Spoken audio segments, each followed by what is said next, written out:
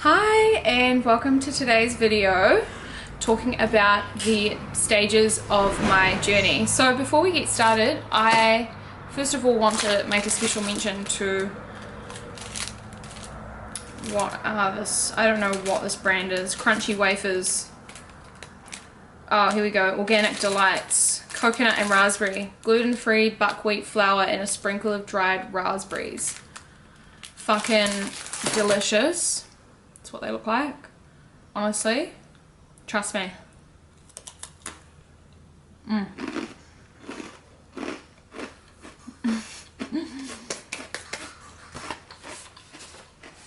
You need it.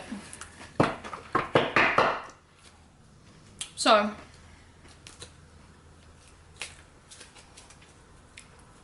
I'm gonna pull a card before I okay, here we go.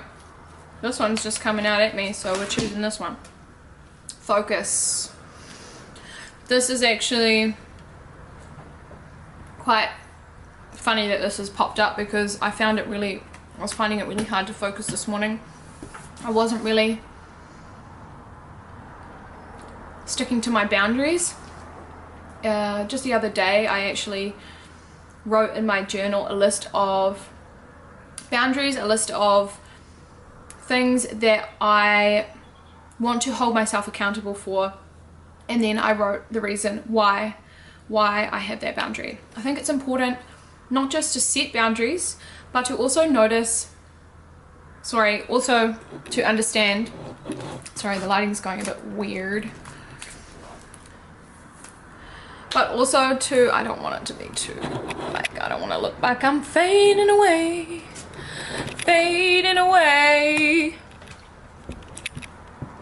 Put you on back there.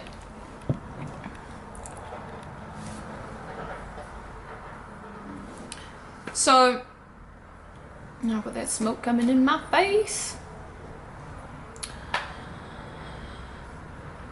So yeah, it's important, for me it's important not just to name the boundary and have a boundary, but it is important for me to understand why I have that boundary. And so I wrote down the boundary and then I wrote down why I have that boundary. And it's important for me to understand why I have that boundary, because then I think it is going to make it easier for me to hold myself accountable and to make sure that I actually do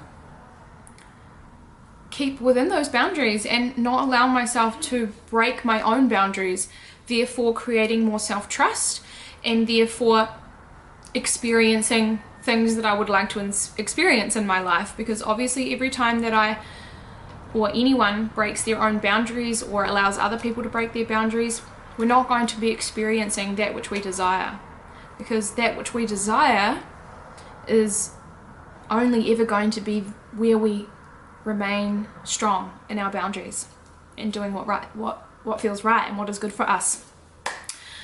So yeah, anyway, a little bit of a babble there, but one of my boundaries is to stay off social media unless I have allocated time for it.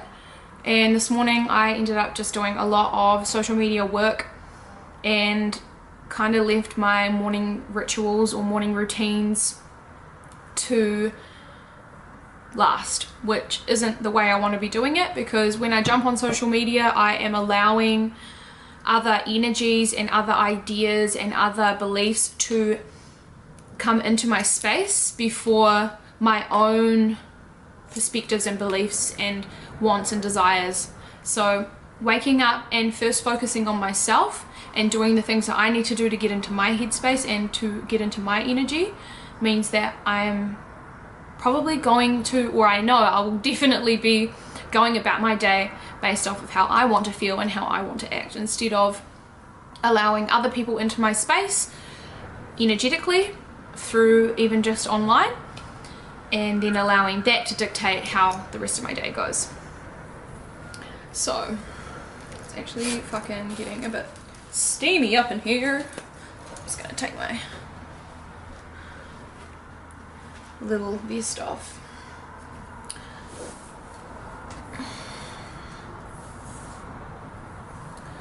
Not got any makeup on today, so let's get in a bit closer so you can really see my face. Just looking at my self in the viewfinder over there, getting happy with how that's all sitting. I mean, I shouldn't really be giving a fuck what I look like, it's not a beauty contest. But anyway, so I pulled this card, Focus, which is one thing that I'm, see, even right now, focus is not seeming to be working with me. Card meaning, think about what you want, not what you don't want. Guard your thoughts carefully because they create your experiences. Sometimes it seems that our thoughts choose us, but this is never the case. We always choose our thoughts every moment. Our thoughts always have an effect, and there are no neutral thoughts. 1/2 a second before you hold a thought, you decide to hold it. So with practice, you can learn to monitor and alter your thoughts. This is the equivalent of putting your hands on the steering wheel of your life, which is pretty much exactly what I said, but instead of around thoughts, I was talking about boundaries. So that's a very important reminder there. Now, today we are talking about the 3rd stage in the stages of my journey. And this was alone time. No, sorry, that is the 2nd stage. The 3rd stage is to be honest. This was just a small stage, so it's probably going to be rather quick, but it is still important that I touch on this one. So after I had my realizations, I was the main issue in, or factor in, everything in my life. So therefore, if I wasn't happy with everything in my life, then I needed to look at myself. Then I had alone time, which allowed me to really go in to see what it is that I needed to work through and work on, and then allow myself to move through that, or at least being aware of what it is that is there for me to work on. And the next stage is being honest. Being honest with my real friends about where I'm at and what I'm trying to achieve, and also to be honest with myself about what I need to do. So going back to real friends, even just any, not just friends, but just any kind of person that you have in your life that is going to, first of all, begin to notice these changes that you're making, because it's really important that we acknowledge that our friends or our loved ones, what am I trying to say here? No, that's not what I'm trying to say. It is of value. It is of value to let our loved ones know that we have noticed and that we now understand that there have been, I guess, patterns in our life that we have been playing out, and that we're no longer happy with those patterns and the results that we're getting from behaving that way. So being honest with our loved ones about that process, and also talking to the people that we trust about how we are going to go about making those changes and what that looks like. Because sometimes, especially for me, what that looked like was showing up for myself first before everyone else. And what this can actually do, even your closest friends will start to feel like you're not putting in as much energy as you used to, because your whole entire relationship with people has been built upon the foundation that you have laid out, and that foundation is how you've always been. And so as you start to change the person that you are, they are going to start to see a new person coming to flourish, to fruition. So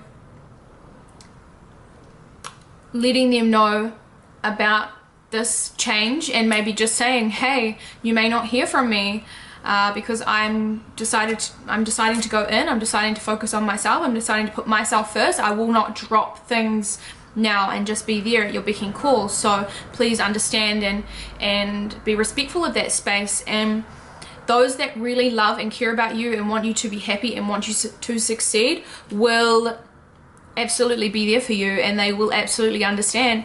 And what you will also notice, which brings me into the next stage, which we'll talk about in the next video, is that you will start to see that you will be losing some of the people you thought were the closest to you. And that is because you will be changing. And like I said in the last video, your reality, your outer reality, your outer world is a reflection of what is going on within.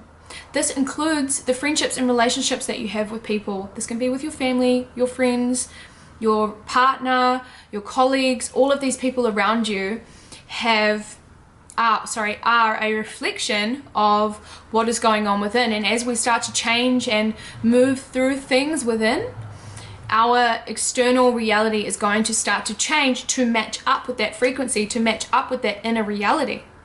And that is how we manifest things that we desire, by working on what is inside, and then finally we will start to see it is reflected and brought back to us in our reality. But that is another topic, and I do have a video about manifestation if you want to watch it. I might make a new one because I feel like I'm a lot better at explaining things now. I'm not so nervous, and I don't say as much, or if at all actually, which I'm actually really happy about. So yeah, being honest with the people around you, your loved ones, telling them that first of all that you will be making these certain changes, and however that looks like for you, letting them know. And then also being honest with yourself about what you need to do for you. Being honest with yourself about what you're going to do about the things that have come up for you after you've had your alone time and you've realized that you are the number one factor in your life that's playing out in your business, in your relationships, in your money, in your health, in your mental health, in your environment. All of it is down to you. Once you have that realization and you go alone and you start to listen to what's really coming up there, then it's time to be honest with yourself. That was the time that I was honest with myself. Okay, what are the next steps?